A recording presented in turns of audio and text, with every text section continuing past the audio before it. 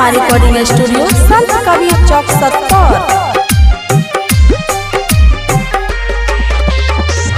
देसी छाया ज्यादा लेकिन बेटी नहीं आजाद हो। देसी छाया ज्यादा लेकिन बेटी नहीं आजाद हो।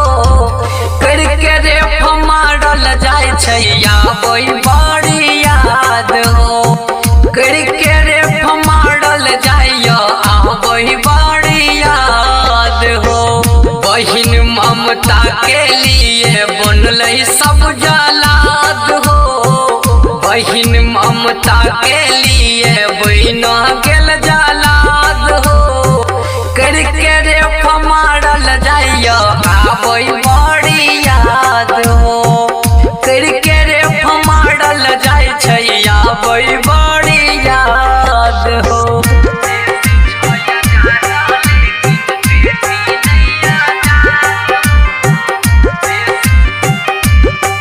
महादेव की म्यूजिक प्रेजेंट।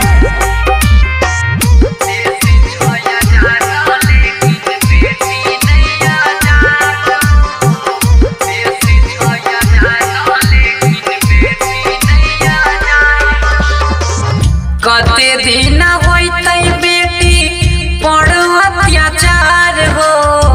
नींद लाके सुतल रहे छ सरकार हो।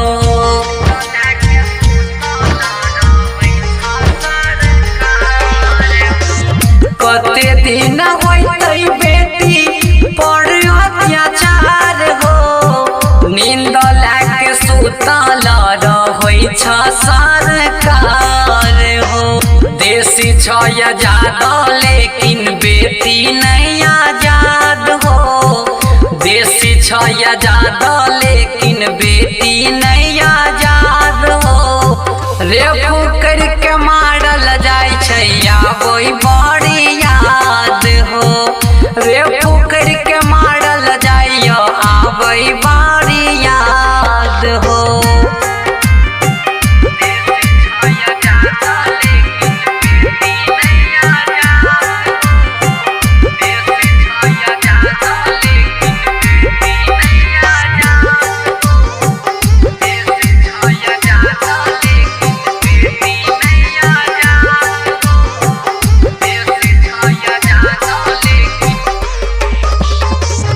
बेटी बहिन के सब कोई करे जा समान हो।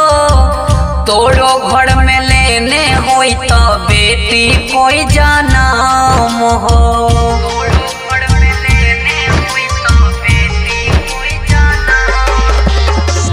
बेटी बहिन के सब कोई करे जा समान हो।